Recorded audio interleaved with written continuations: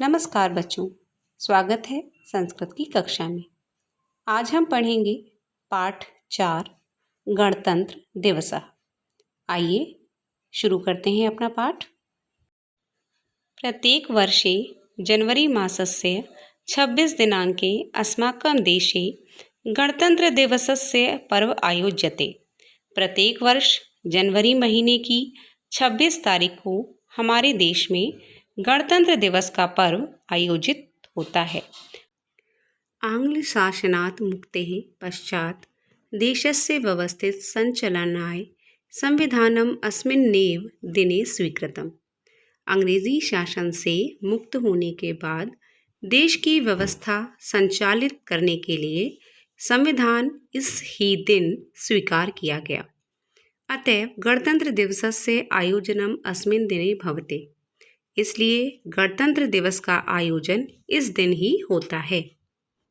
आगे देखिए बच्चों, अयं दिवसः राष्ट्रीय उत्सव रूपेण संपूर्णे अपि भारते उल्लासेन मान्यते। यह दिन राष्ट्रीय उत्सव के रूप में संपूर्ण भारत में उल्लास से मनाया जाता है। अस्मिन् दिने प्रातः काले विभिन्नानां विद्यालयानां छात्राः च राष्ट्रीय ध्वजं स्वीकृत्य नगर परिक्रमां कुर्वन्ति। इस दिन प्रातःकाल यानी सुबह से विभिन्न विद्यालयों में छात्र और छात्राएं राष्ट्रीय ध्वज को लेकर नगर की परिक्रमा करवन्ति मतलब करते हैं, परिक्रमा करते हैं। विविध घोष वाक्यानि अनेक तरीके के घोष यानी बोले जाने वाले वाक्यों को घोषयन्ति बोलते हैं। सर्वकारी संस्थासु सरकारी संस्थाओं में, अन्य संस्थाओं में, राजस्य राज्य के, विधानसभासु विधानसभाओं में, सार्वजनिक स्थलेषु और सार्वजनिक स्थलों पर ध्वजारोहणस्य कार्यक्रम भवति। ध्वजारोहण का कार्यक्रम होता है। अन्ते सर्वे मिष्ठान्नं खादन्ति। अंत में सभी लोग मिठाइयाँ खाते हैं। विद्यालयेषु विभिन्नानां सांस्कृतिक कार्यक्रमाः आयोज्यन्ते। विद्यालयों में विभिन्न सांस्कृतिक कार्यक्रमों का आयोजन किया जाता है। मार्गे यत्र तत्र प्रदर्शनी स्थापिता भवति। मार्ग में जहाँ तहाँ आप देखते होंगे प्रदर्शनी स्थापित होती है। सर्वत्र आनंदस्य उल्लासस्य च वातावरणं भवति। सभी जगह उल्लास और आनंद का वातावरण होता है। देशभक्ति गुम्फितानि गीतानि सर्वत्र श्रूयन्ते। देशभक्ति गुम्फितानि ये देशभक्ति पर आधारित गीत सर्वत्र श्रूयन्ते सभी जगह सुनाई देते हैं। शासनस्य अधिकारिणां संबंधिनां मित्राणांच शुभाशय संदेश प्राप्यते। शासन के अधिकारी, संबंधी और मित्रों को शुभाशय यानी शुभाशीष संदेश प्राप्त होते हैं।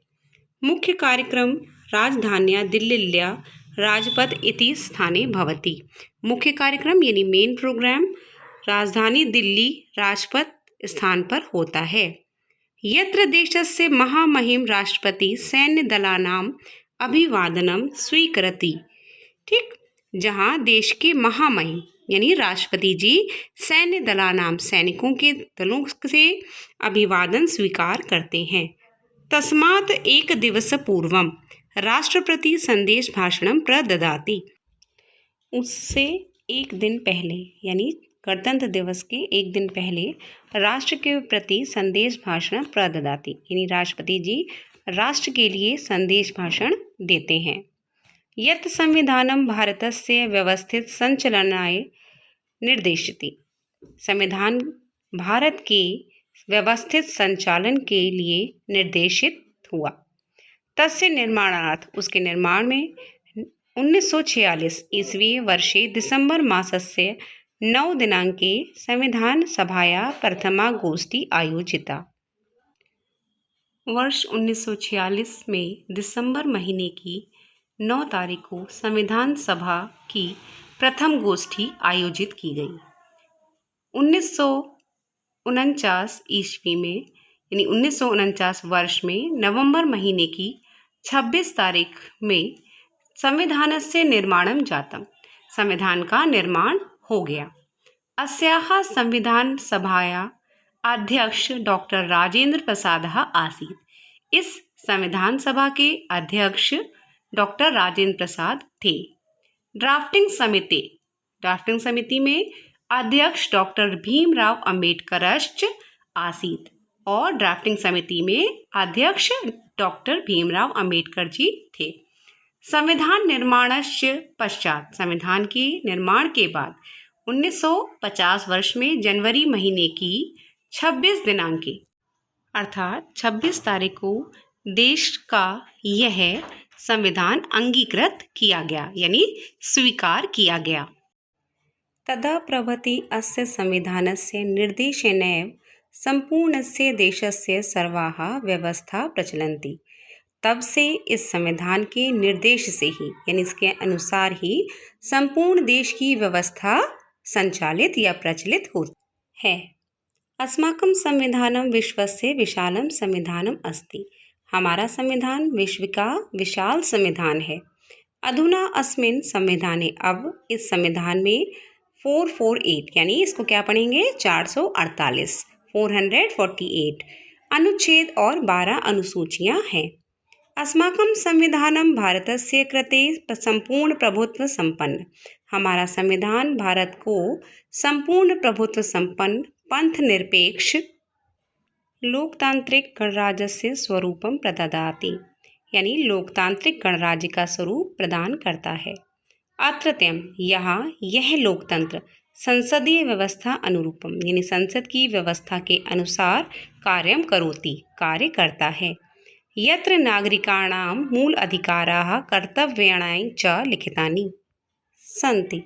फिर से देखिए, यहाँ यह लोकतंत्र संसदीय व्यवस्था के अनुसार कार्य करता है और नागरिकों के मूल अधिकारों और कर्तव्यों को लिखित रूप में रखता है, यानी नागरिकों को जो मूल अधिकार और कर्तव्य दिए गए हैं वो लिखित हैं। अस्माकं संविधान न्यायिक पुनर्वलोकस्य अधिकारो अपि अस्मभ्यं प्रददाति। हमारा संविधान न्यायिक पुनर्वलोकन से, मतलब जो हमारे न्यायिक अधिकार हैं उनको दोबारा देखने का अधिकार भी हमें देता है। समय समय आवश्यकताम् अनुभूय अस्मिन् संविधाने परिवर्तनं संशोधनं च भवति।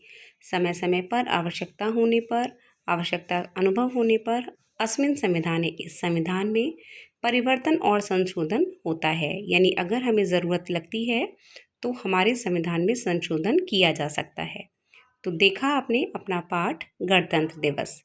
आइए अब देखते हैं अपने पाठ में आए हुए कुछ कठिन शब्दों को।